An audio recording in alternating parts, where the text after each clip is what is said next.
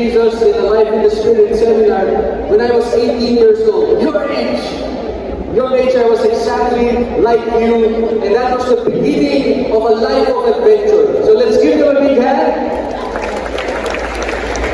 Thank you. And I've been serving the Lord as a worship leader and then as a teacher ever since.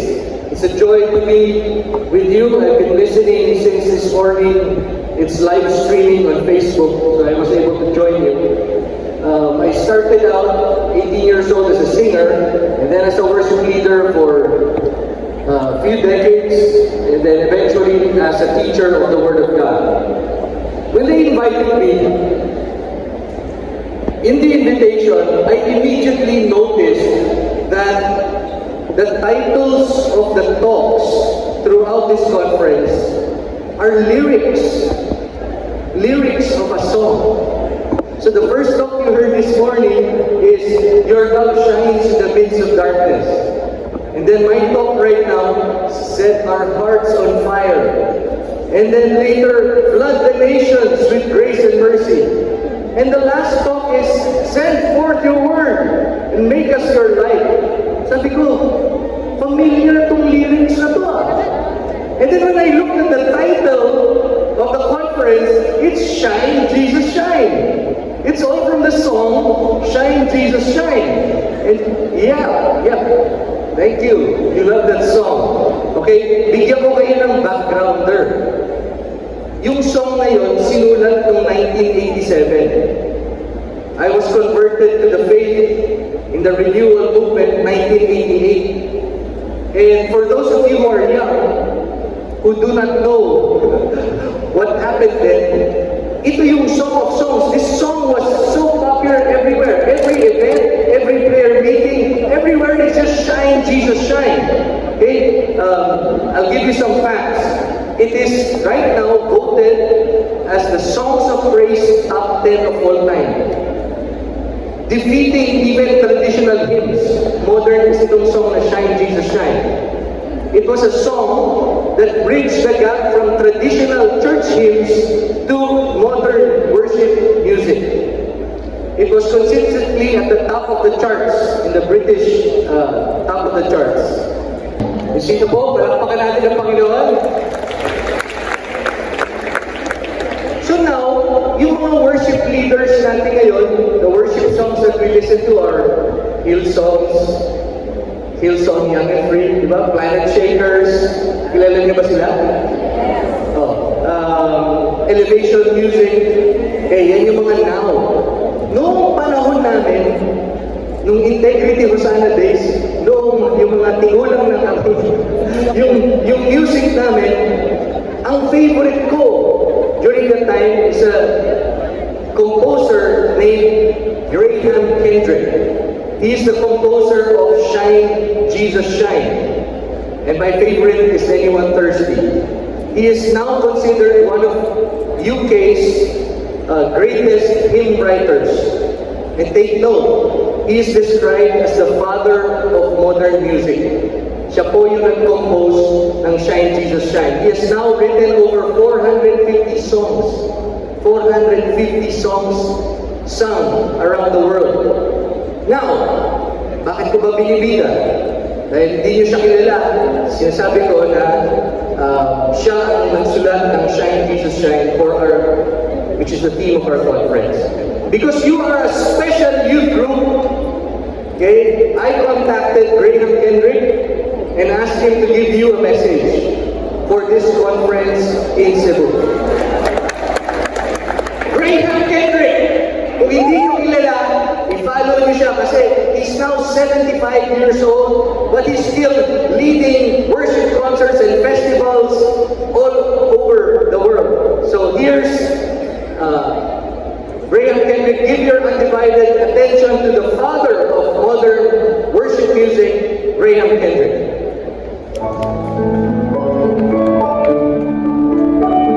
Well, a big hello from the United Kingdom to everybody at the Paris National Youth Conference, and of course the Dr. Moses Captain who got in touch with me.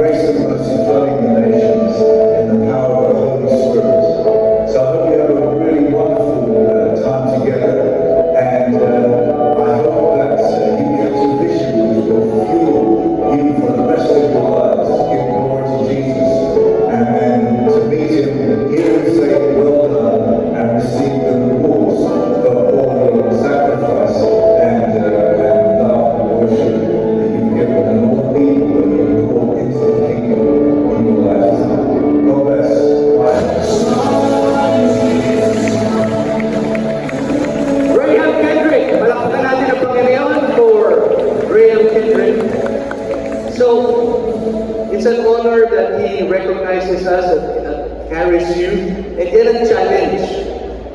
Ilang taon na siya ngayon?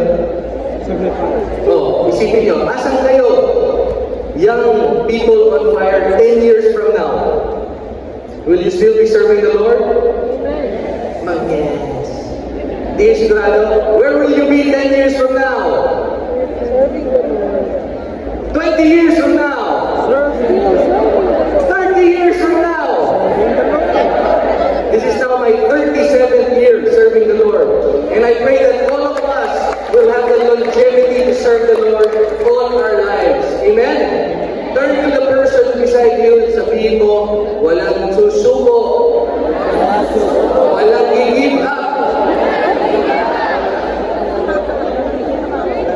So now we will speak about fire. Sabihin nyo nga, fire! We want this fire of the Spirit. And we don't only want an intense fire. We want a fire that lasts long. Long and long and long until we are old. And until our last breath, we are still on fire with the Lord. So here's the elements to make fire. Fire needs, number 1, fuel. Number 2, heat. And number 3, the main point, oxygen. Okay. The fuel, that's us. That's me. That's you. Tell your person beside you, you are fuel. And then we need the heat of the Holy Spirit, okay, to ignite us. But what is the oxygen that will sustain us every day in our service in the Lord? Because no oxygen, no fire. The oxygen really is our prayer life. Okay? The oxygen is the presence of God. And whenever we enter into prayer, into the sacraments, into Bible studies and prayer meetings, we are exposing ourselves to the presence of God, and that is the oxygen that fuels our fire. Amen? So, again, oxygen is our prayer life. Now, here's a verse that has impressed me since I was a young teenager. 2 Samuel 22, verse 13. It says, from the brightness of His presence, that's God, what happens? What happens? Okay, 2 of you know how to read. So from the brightness of God's presence, what happens? It's amazing. Yung uling, coal, okay? Mag-appear lang si Lord, nag-i-ignite na siya, nagiging flame. Eh tayo yung coal, tayo yung galing sa lupa. We are people, okay, who, when the presence of God appears, we are set ablaze. Let me summarize how you can take pictures, the main points. Summary. Altogether, number 1. And oxygen is the presence of God. In the presence of God, you get through prayer, through scripture, through the Mass, through sacraments, through community life. Number 2,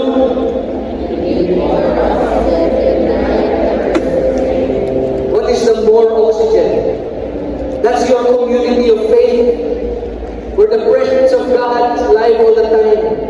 If you feel like staying absent, that's the time you go to the prayer meeting.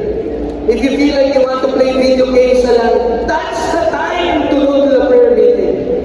Lastly, number 3. And what is that super oxygen for super fire?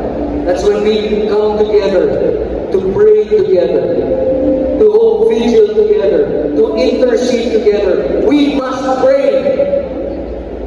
We must pray for the youth of our land. We must organize vigils to pray because the Holy Spirit is the one that sets us on fire. Amen?